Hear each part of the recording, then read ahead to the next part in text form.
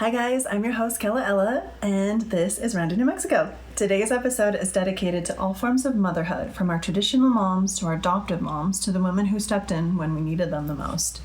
I'm extremely excited for this episode because I hope it opens your mind about what motherhood might actually look like. I am very excited to introduce you to my first interviewee, a beautiful soul who hopefully changes your mind about the roles of horses in motherhood. I'm here with Crystal, my fur mama, who owns and runs a healing and holistic wellness ranch. Today's conversation centers on caregiving, healing, resilience, and of course the unique spirit of New Mexico. Hi, Crystal. Hi, how are you? I am well. Thank you so much for being with me. Thank you for having me. Yeah, I've been looking forward to this conversation for a while because I'm excited to share your perspective with everyone. I'm excited to be here. So to get us started, let's give our listeners a little background with you in New Mexico. So my background being here in New Mexico is that I'm born and raised. And I'm from Albuquerque. I'm from the west side of Albuquerque. And so I've got tons of hustler in me. Nice. And my husband is the one that actually has been around horses since he was a fetus. So when I met him, that's kind of how I got into the horse world and becoming a horse mom and everything. I have a double bachelor's from UNM in Anderson School of Business. I have a minor in fine arts. So I have a lot under my belt, just random things. I've been in film and entertainment for over 20 years. Not that kind of entertainment. Just clearing that. PG.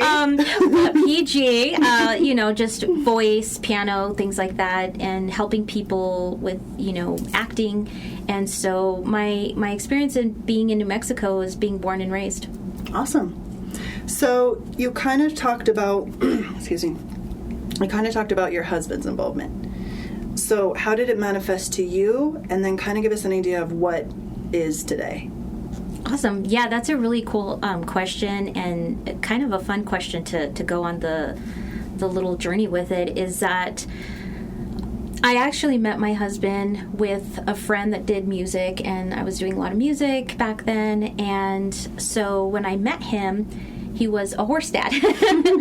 And so a single horse dad, and it was really fun. And at first I didn't believe him. I thought he was totally lying that he had horses, because I knew from a very early age that I wanted to be a mother of an animal.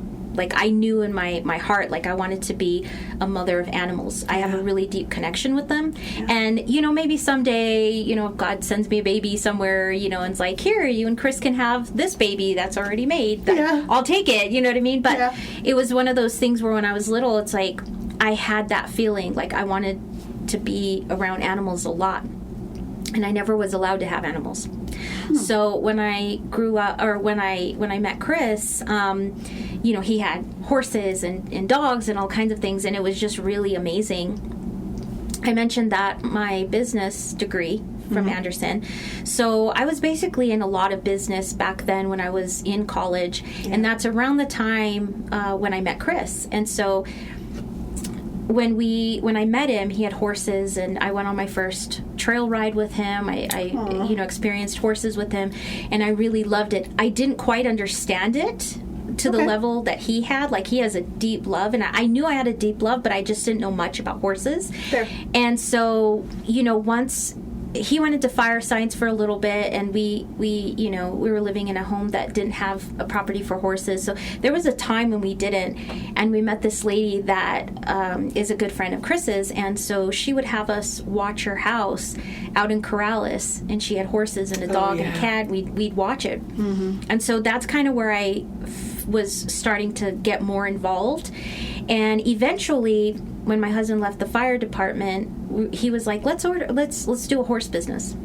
And so the horse business and the real estate business that we have, a real estate concierge, they kind of married each other. It was kind of like they were born at the same time. Okay. And when we opened our business, I knew nothing about horses other than I wanted, to be a part of it. And we had dogs at the time, and so that was really fun. And then our very first, so when our horse business was born, it started off as just training horses. And then it started to develop and organically grow into these programs that we have today. Okay. And so during that time, our first horse was Daisy. And we miss her a lot. But, she was our first training horse, and it was crazy because he knew everything about horses, and I knew nothing, but I'm strong in my business background. So I was like, I can do this. Yes. And why I'm bringing up Daisy as our first horse with training is that the gentleman that brought her to us, he brought her, and even though I didn't know a lot about horses at the time, I was actually really scared to be around them. They're scary animals. They can kill you if they really wanted to. They're huge. They're just choosing not to. And I'm glad they're choosing that. And I was freaked out. I couldn't even be in the arena with a horse. And he's like, "You're doing fine." I'm like, "Oh my God." But we discovered that Daisy, the gentleman that brought Daisy, she didn't come from a good place. Oh, yeah. And then it was he wasn't paying us, and it was a point where it was okay, we kind of fell in love with her. Yeah. And it was Daddy's little girl, and then I was buying her all these halters, different colors, and it was it was she's our daughter, boom, just our baby. And then I found a way that I was oh God, if he comes and pays what he owes, he could take her. So we had a friend that was in a certain department, and she said, if he owes you money, you can write it off that he owes the business money if you register her under your business. Now she's owned by the business and she can't get taken. All right. So that's what we did. Okay. And so we kept her. And from there, we got Buck, and now we have Shadow and Spurs, and I've learned so much. And I learned a lot from my husband about horses. I learned a lot from research, but we have traveled across New Mexico to probably, oh my gosh, maybe 50 to 80 ranches that had maybe 50 to 200 horses. Oh my God. And it's the horses that have taught me a lot. Yeah. They have, and they've made me a better person. They've made me a better mom. They made me a better teacher, a better communicator.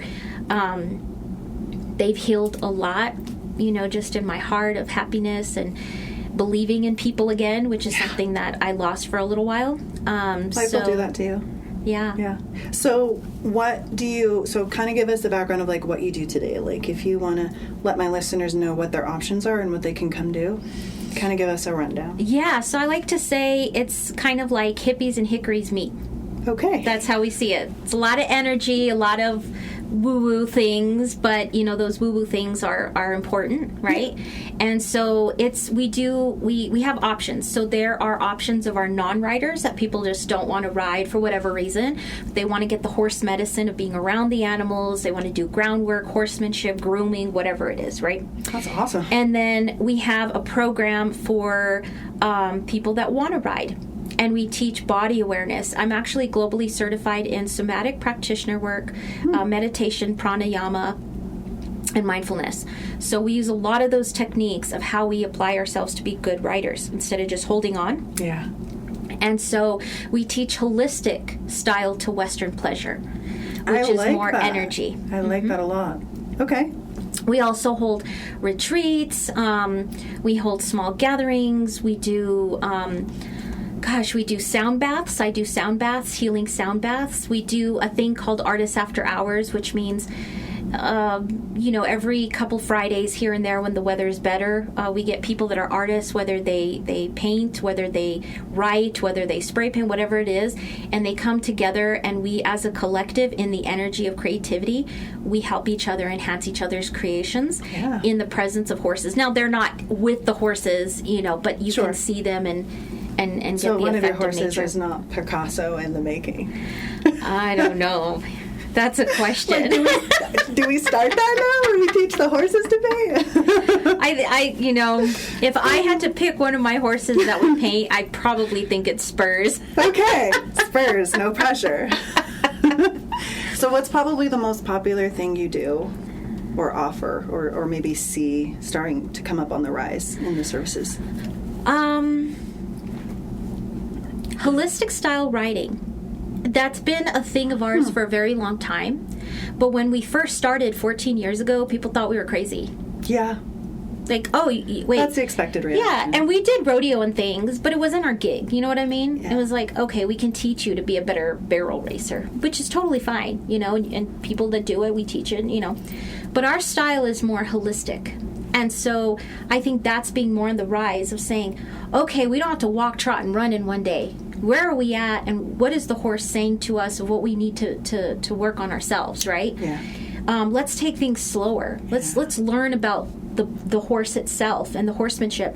One of the biggest things also that people are starting to understand that's being offered to them, and also something that's always been offered, but now it's a really kind of big thing. Yeah. And it's one of the biggest things that we do that maybe not a lot of places offer, is the fact that communication of learning to speak horse language and not so much empowering the horse to just focus on human language. It's important for both, and you have to speak another language, and being another language is a horse language, even though it's not something that's a human, you know, whether it being Spanish, Italian, whatever, but it's still a language. Oh, no, I absolutely agree. For me, it's dog behavior. Dogs are just the most common pet and the most misunderstood. I actually have people come to me that are like, if I don't find a solution, I have to get rid of this dog. And I'm like, I got you. I was a husky owner. They are the worst breed on the planet. I do not recommend anyone get one at any time. But you have to learn them in order to learn, you know, the behavior and how to fix it. Otherwise, it's talking to them in a language they're not going to reciprocate. They're just like, cool, she'll be done being mad in like 10 minutes. It's fine. So, just to kind of get into it a little, you kind of answered this question, but I'm curious what your answer would be. Have your animals ever mothered you back emotionally?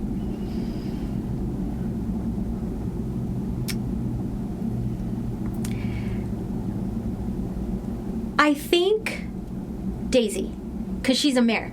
Okay. And my boys, my geldings, they're there emotionally, and they're there like, but I think Daisy, she really just gave a lot and taught me a lot, and she's a powerhouse, and so I miss her a lot. My husband and I both miss her a lot. Yeah. But that little girl was just fire all day. And I think that she would be the one, in a sense, that mothered me back on times when I sort of needed a little bit of an extra support. I know this is crazy. Probably your listeners are going to be like, okay, this lady is nuts. Who is this lady interviewing, and why is she here interviewing this lady? There was a moment that it was kind of a crazy situation for me and my husband. We had somebody in our life that wasn't good. And they left. And it was a good thing that they left. It was a good thing. It was like, you know, but it's kind of sad, right? There's still a grieving period. Yeah. And I remember I literally was around Daisy, and I was just like petting her and stuff like that. And by the way, Daisy wanted to eat her mom. Loved Dad. Loved Dad. Do anything for Dad. Okay. But then she would like want to bite me, and I'm like, okay, you know. But, thanks. Yeah, it's, you know, that's the mare in her. Yeah. And I literally felt from her this message that was like, I was left with you guys. I was abandoned, and now I have the best life. And like the message that she gave me, it felt like she was telling me this is like, it's better when somebody who's not good for you leaves your life, because then you can grow and accelerate the way you need to. Yeah. It was crazy. Like, that's literally how I felt in that moment with her. And I was like, okay, you know. And then after she gave me the message, she wanted to bite me. But like during that time, it was very serious with her. Yeah. And she was just like, in order for you to grow, Mom, this person needs to. Yeah. You have to go through this. Yeah. Like you and Dad are gonna, you know, you don't want to be stuck, and you and Dad need to have this person not in your lives for you and my husband to be happy together and with our family and our businesses. Absolutely. It was crazy. Yeah, animals have this crazy intuition. It's so underrated, and the scientific research on it is growing, but I'm excited for more of the psychological side of it. Because science is cool, but when we start working on like the brains, I think we're going to see a lot more, and I kind of hope it changes the way people look at animals, especially horses, which leads into kind of this question, what's something people misunderstand about women, like yourself, who pour yourself into these animals? Yeah, that one might make me cry a little bit, but I'm going to try not to. It's okay. That's what this episode is for.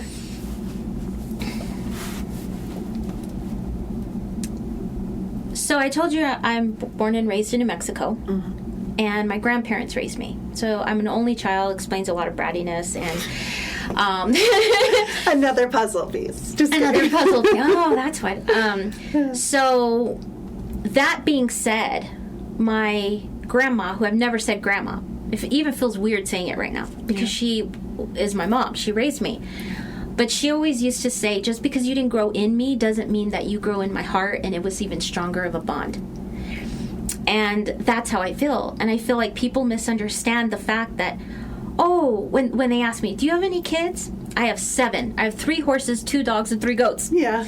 Now, I don't say that right away. Oh, you have 7 children. I'm like, yes, but they're fur babies. Yeah. Then it's like, oh, well, we meant humans. And they don't quite understand the fact that the love you have when you're a horse mom, a dog mom, whatever mom you are, it doesn't always have to be a human for you to love it in the way that, like, say, another mom that has a human baby would love their baby. 100%. And it doesn't click. It doesn't click. Oh, well, I was up with my baby all night long.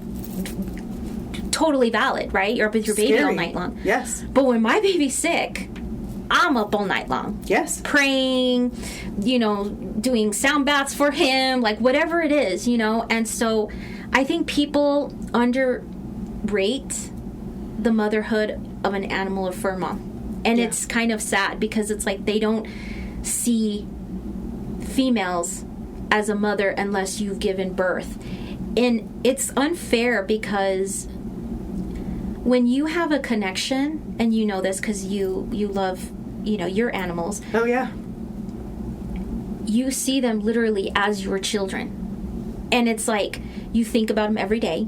You make sure they have water. You make sure they have food. Now, the difference is that if you have a newborn baby, you can't just put it in a stall and drive away. You would, literally get arrested, right? Right. So there is differences. I'm not saying, but there's different tasks of being a human mom and an animal mom. The accountability is the same. It's the same. But even though it's the same, it doesn't disqualify or diminish one or the other. They are very equal in what the love and compassion, dedication, and bond that you have. Yeah, I agree. And I think horses, man, they are a perfect subject for this. Myself growing up with horses, it's scary the first time you come around them, and it's scary once you're on them, and then it's scary coming off of them. And if you are not a whole person, that horse is going to feel it, right? Yes. And they're going to show you, hey, I can feel your uncomfortableness. I'm going to make you more uncomfortable. So this one is, you can answer this how you feel. Mm-hmm. Do you think caregiving is viewed differently in just New Mexico culture versus maybe the state? The nation? Do you think New Mexico has maybe a skewed view or an altered view? Because I don't want it to be a negative aspect, but I definitely think we differ different from other states. What do you think you see? It's hard because there are people that come from all over the world, and I'm so grateful to say this, but there are people that come from all over the world to work and do work with us at our horse center. So I have seen a lot in certain areas that they'll come and they'll connect right away, this makes sense to me. Mm-hmm. And then there'll be some people that oh my God, I've never experienced this. I've only been on trail rides where the horse is saddled and they go and that's it, and they've never connected to the animal.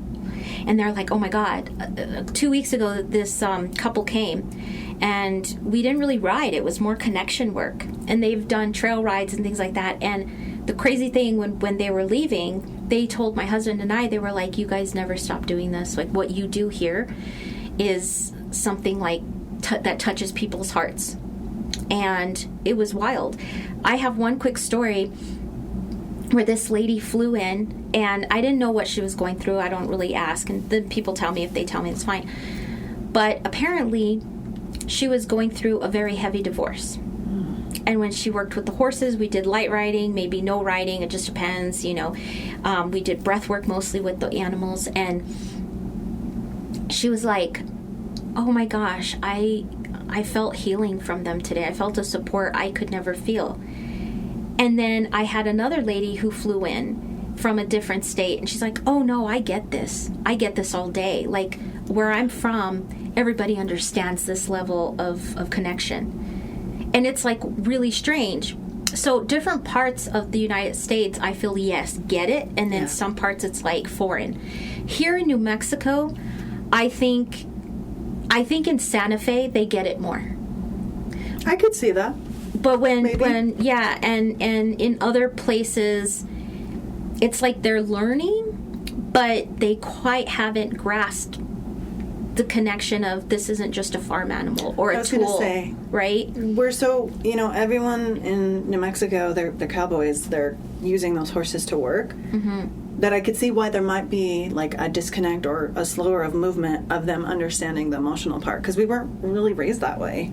Even my generation, you know, I'm a millennial, so if that gives you any idea, but we were supposed to have thick skin, you know what I mean? We weren't supposed to be so emotionally involved with an animal because that was a lesser being. That was not an equal. And I think people are still kind of resisting that. But I do hope over time that they're just say, okay, I was wrong. This is actually really cool. Yeah. You know what I mean? I see people are becoming, when they come to our center, at first they're a little skeptical, probably think that, oh my gosh, these people are weird. But then they see the reason to the madness, and then they start connecting, and then they're like, "Oh my gosh, how's Buck? How's Brett? You know, Spurs? How's Shadow? Whatever." I love that. And so, yes, I do believe that there is a mix. So here in New Mexico, I think it's about 50-50, and I hope that it can change and become a higher percentage of people really connecting and not just seeing them as a farm tool. Yeah. So this is kind of a two-part question, but you can, you know, do with it what you will. What feels uniquely New Mexican about your ranch, and how do you think the land here affects the way you're connecting with the animals? Oh, I love it. It's trippy but good. Oh, if you're a true New Mexican, you know that this land there's some shit going on. Yes. So. Okay, so I might be biased, okay, but I love where we live. I love the property that we're just so blessed to be a part of. Yeah. She takes care of us, and we take care of her. And the people that we co-create with our land, the people that we have as clients, just every person is such a beautiful soul. And I do hug trees. Okay, I might have been born and raised in a ghetto area, but I hug trees. Okay, like, and this land is so rich in culture. Yeah, and it fills your soul with good love and connection. And I think that, especially our property, that we get a chance to experience and enjoy and just have as something in our pockets to say, wow, this is a blessing to be here. Yeah.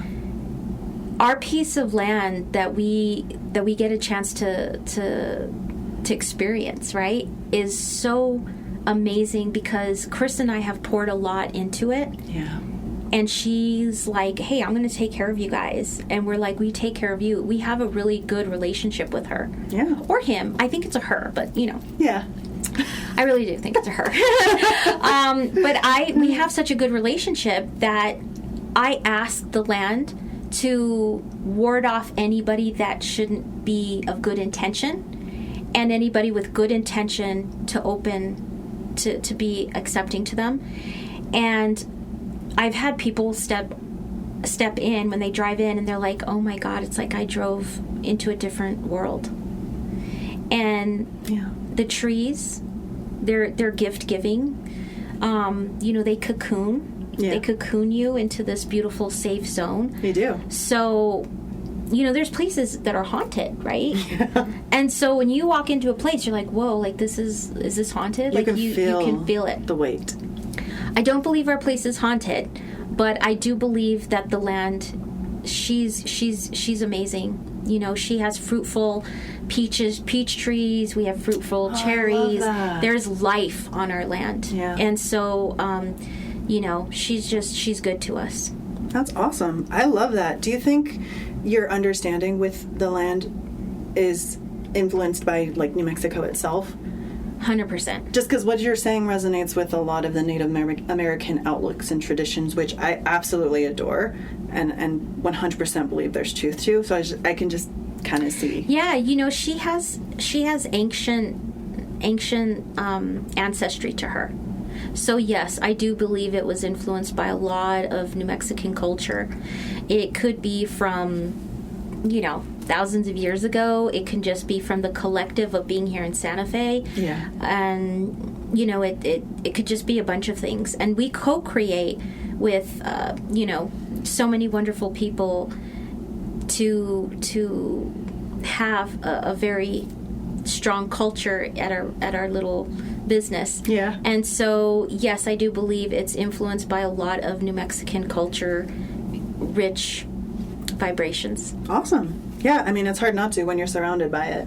So that kind of answered my last question, just how that influenced.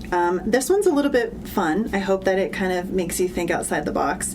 If your horses could describe you in one word, what do you think they would choose? And it can't be mean, because we already have an M word as mom, so we'll leave the M words for later, okay?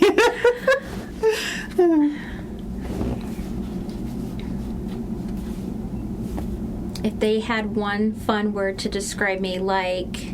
It could be any word. It could even be a negative word if you think that's what they truly feel about you. But if you had to go into their psyche and think... Dramatic. Oh, for sure. They'd be like, my mom is dramatic. Hey, it comes with the caregiver territory. We're literally paid to be dramatic for you, okay? That's great. I love that. What sound, smell, or moment instantly brings you back to New Mexico? Like when you're traveling and you're like, oh, or even if you're just at home and you have that, like... Green chili. Thing. Roasting green chili. You know, like in July when it's coming into season and then, you know, the markets are starting to roast the green chili. It's all day. I wish anybody that wants to make a fragrance out of green chili, I would buy it all day. I would totally buy into that. Mm-hmm. If somebody could cultivate that where it doesn't, you know, it's not off-putting, that's actually a really good idea.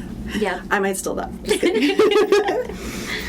So this is kind of something that you can just kind of a last question before you have your last words for my listeners.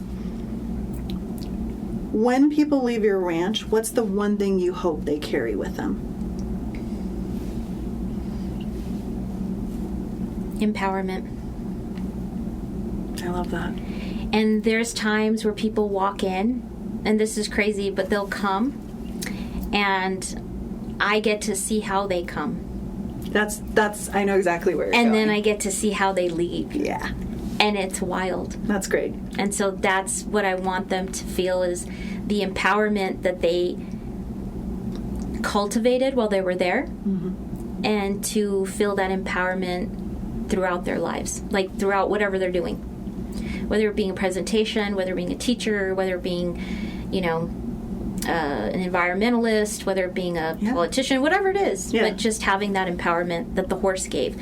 Because horses empower, and they give horsepower to the human to feel more confident. And so when people come, they sometimes are a little bit, you know, hesitant, or maybe they're busy in life and they don't even capture how they're walking in life, right? Yes, that's a big one. And we do these horse exercises, walking in your power. And we walk the horse. We literally have the lead rope and they're walking the horse. And we do different things. We're like, open the chest, open the thing. And they're like, oh my gosh, like I've never walked like this before. And then after, you know, their body naturally goes into a natural position, right? Sure. The whole time we're like being overly all over the top. But you have to, because if they're shrinking down and all they've done was cave in for, 3 years, and I'm asking them to open up now. It's weird. It's weird. But then when they start walking out, it's like they're walking normal, but you see them how they've opened. Yeah. And so I like to say, this is crazy, but it's a fun way to say this. It's like they got a facial. Like, you know, when you leave and you've gotten a facial and you have that glow? Yeah. That's exactly what they leave when they drive away. And I want them to take that and remember that glow. Yes. I'm so excited. That's so awesome. I'm personally gonna make sure that I do my due diligence to come hang out with you. Yes. And come hang out with the horses and try to convince them to paint. Is there anything else you want to leave my listeners with before we go? In terms of just any kind of statement, anything you want to make sure that they know about you and about the horses, and then of course tell my listeners, like, I will be including links to all of her social media, all the information, so that way you guys can go and enjoy it for yourselves. Yeah, I think that even if you're not a horse person and you've never experienced horse healing or horse energy or horse anything, I think that even if you come visit and you do a session, even if it's just one, you will gain something more powerful than you could ever imagine. And the thing that I want people to know is, just because a mother isn't a mother of a human doesn't change the love or the connection. And I think we should honor Mother's Day of mothers of all creation. Yes. And so that's definitely something that's important. And I also want to just thank all of you guys for listening, and, you know, thank our beautiful host. She's absolutely amazing. But thank my husband, who's incredible and introduced me to the horse world.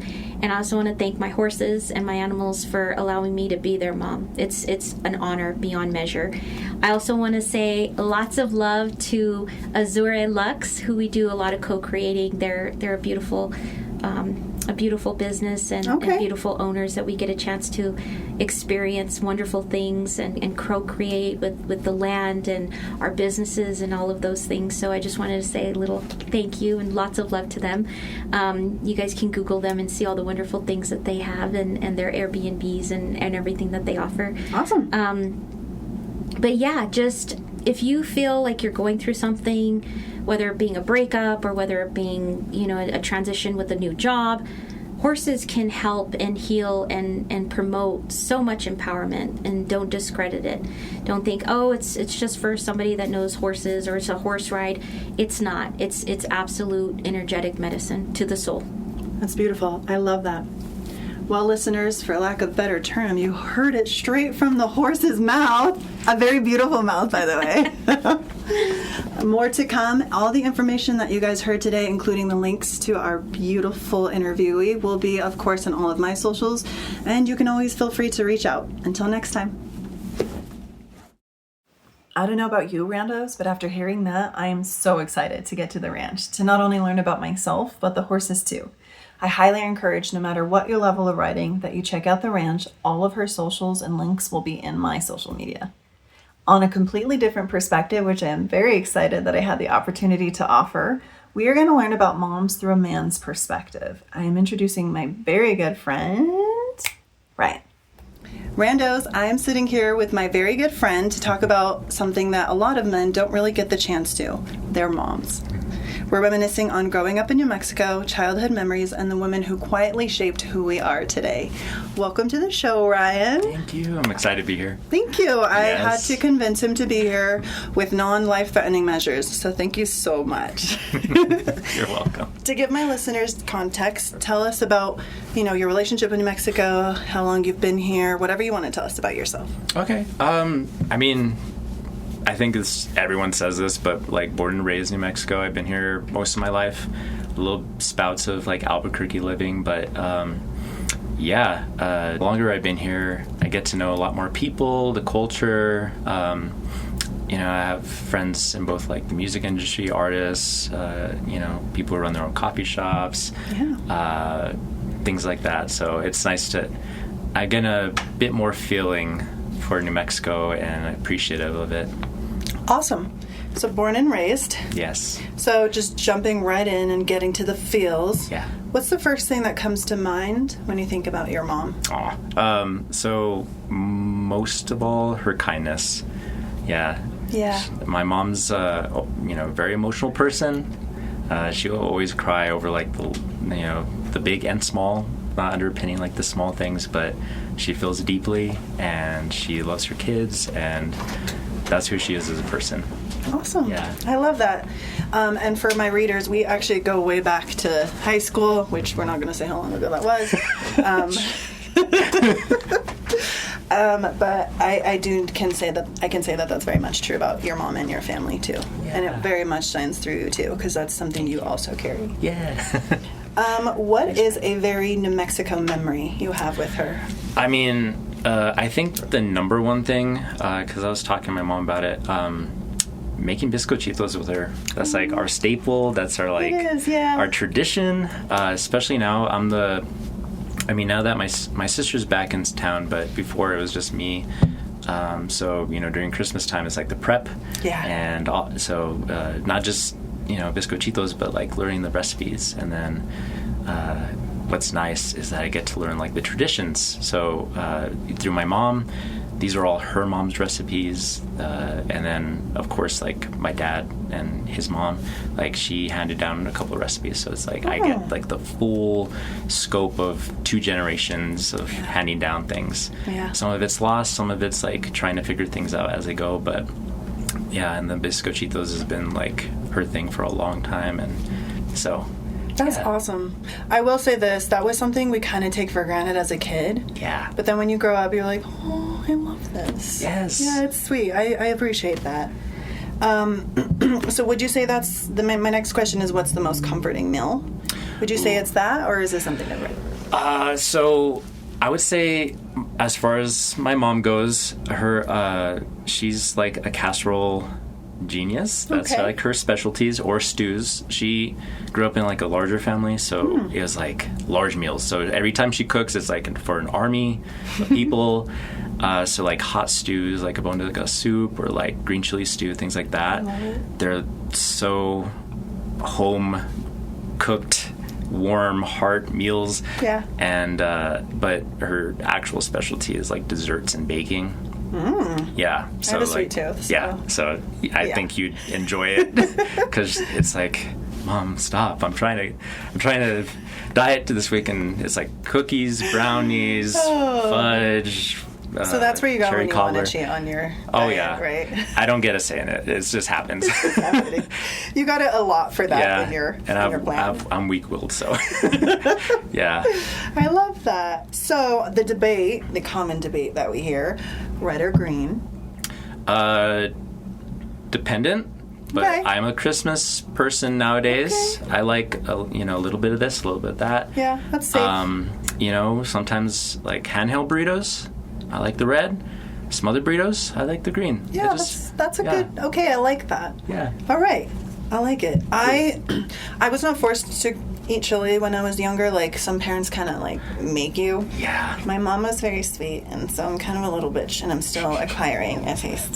I'm so sorry. For I my remember listeners. you don't do spice well. I do not do spice well, Yeah. okay? But I'm getting there. I'm trying. Mm-hmm. I voluntarily put it on my food, right? There's not just like hiding it in there and hoping that I don't No one notice. notices. Yeah. So we're growing up. Yes. Thanks, Mom. She gets So this one's a little serious, but I love jabbing. This podcast is meant for whatever you want it to be. Okay. But do you think men are encouraged enough to talk about their moms at all, or emotionally? So I want to say maybe it's a different take on this, but I actually think that mothers are the only place we can be vulnerable. And I'm going to use like media for this, but like just because I listen to like rap music and things like that, they're always talking about their moms. Like in any medium, it's like a thank you, I'm sorry, just an honoring of some kind of effort or struggle their moms went through to just raise them right and get them to where they are. So I think mothers are that like safe spot. So like if you look at men in society, I think a lot of cultures push like hide your feelings, don't show tears, Sure. Be strong, get through it, just get through it. But I think moms are like the one place that like men go just for like the comfort. Even if they don't show emotions, moms are there. Like I'll catch my mom sometimes, instead of her asking, well, how are you? She'll be like, are you okay?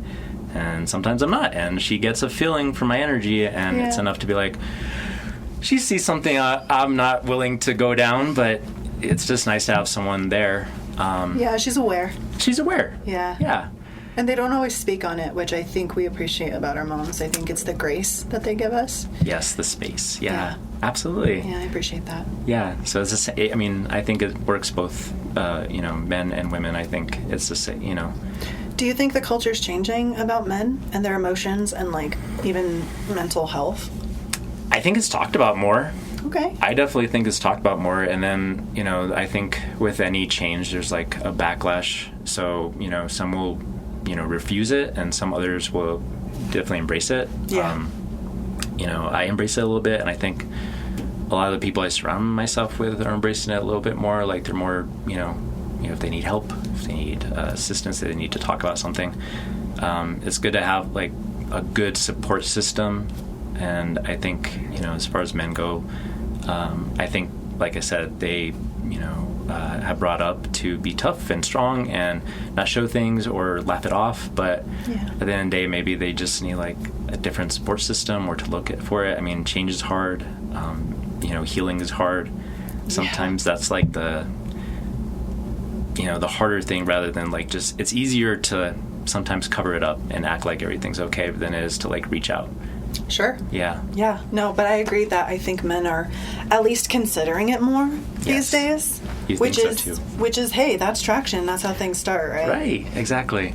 And then this kind of ties it in, but do you think men are raised differently outside of New Mexico? So I'll probably have like a biased take, because I mean, I wasn't raised outside of New Mexico, but just talking with some friends who have moved out, I think men, or even like just individuals in New Mexico, are raised like with family and traditional values intact. Sure. So like,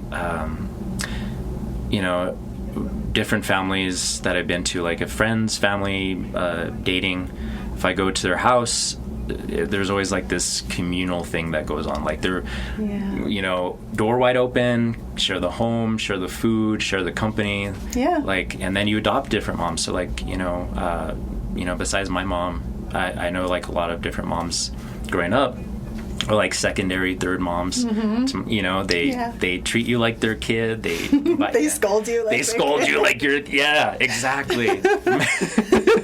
So it's just the same thing. You get comfortable. And the family grows more or less. And I think men in general have that same. Especially if they stay here, I think they get more.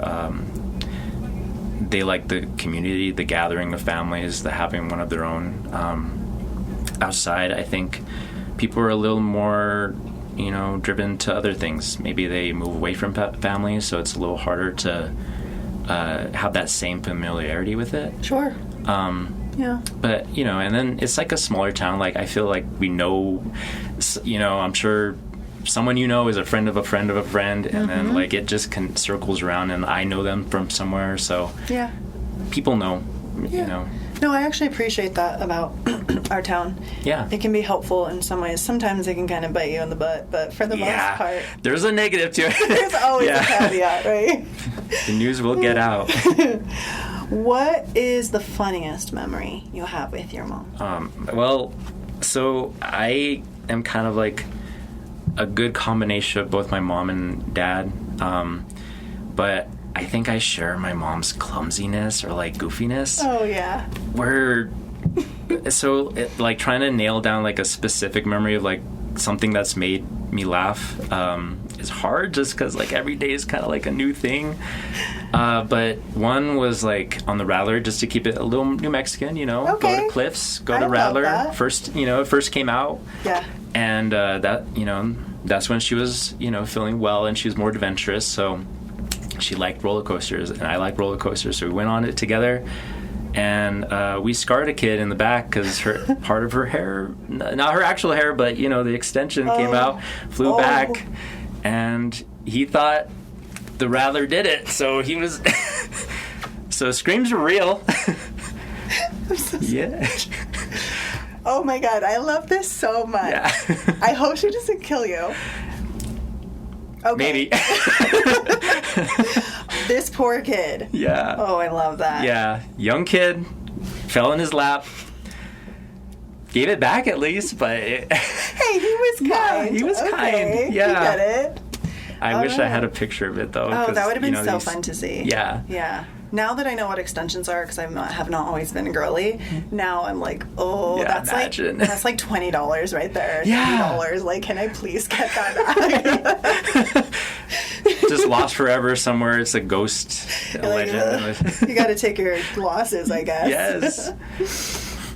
So this one is totally, you can take your time on this unless you already know. But what is one thing that you would thank your mom for today? Her heart. It's like I said, she I think growing up, you don't realize it at first, like how much your parents like put work and effort into just raising you. And just because like I'm trying to get into a more health related field, just like learning how, like, she's had 3 cesarean sections for all of us, so like going through all that and seeing what happens with those procedures, and then of course carrying us to term, giving up caffeine and energy and things like this, all of it, just to make sure we come out all right. And then the late nights of homework and the picking us up and the fundraisers and all the things that go into it, and then still being that same person, who's there and willing to help and encourage you or scold you or just give you the advice. So staying the same person that she's always been and treating her kids with that same care and love. Yeah Something I always said, and I actually learned it like on the business aspect, but like consistency equals rapport for me. You know what I mean? And that has always carried people further with me, because that consistency is kind of like the bare minimum that you can count on as a person. And I absolutely see that your mom did that, because it reflects in you too. Oh, thank you. I got to go back and say, in high school, we didn't always do the right things or say the right things. I was very hormonal, to put it. And, you always stayed the same despite the changes that I went through, because I went from like 700 personalities, right? Like we know. Right? If you know me, you know. And we got along in each and every one of them. And each and every single one of them, you were consistently my friend. So it just did give validation to your mom that, what she wanted to instill in you really did stick. Yeah. And it reflects really well. Thank you. Did you want to say anything to your mom? I think she's going to want to watch this anyway, but... Yeah. Those people that get on the show and they're like, "Hi, Mom," that kind of thing. 100. Yeah. Hey, Mom. I think one of those would be. I think I've said what I've, Good. both. I think I honored her well, at least with who she is. So no, that's awesome. Just something to make her laugh later on. Yeah. No, this was awesome. I love how playful the relationship is. Yeah. I feel like that's important. I know that there might be some men out there who have a little bit of issues with their mom.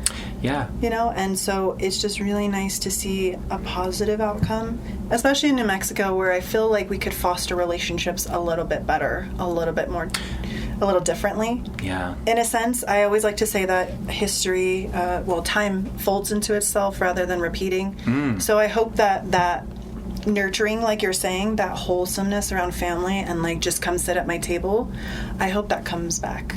I truly do. And I think families like yours are preserving that way of life, and I appreciate it, and I hope that my listeners appreciate it, because it's one of those standards that like literally just make New Mexico, right? It separates it. Yeah. I love that. Well, thank you so much You're for so being welcome. here. I hope my listeners enjoy listening to that, especially because it's from a man. So that was really awesome for my show. Until next time. Yeah, good job, bro.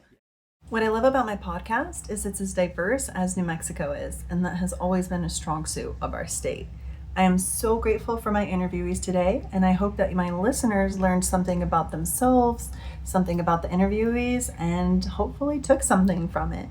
I also wanted to take this moment to tell my mommy how much I love her, how proud I am of her, and how proud I am of the strong clan that you raised. We will live through you for many, many years to come in many forms. And that includes my adorable little podcast, which is also video evidence that I love you the most because I dedicated it to you and my sisters refused to be on it. Randos, I hope you stay with me. I hope you enjoyed this. Until next time.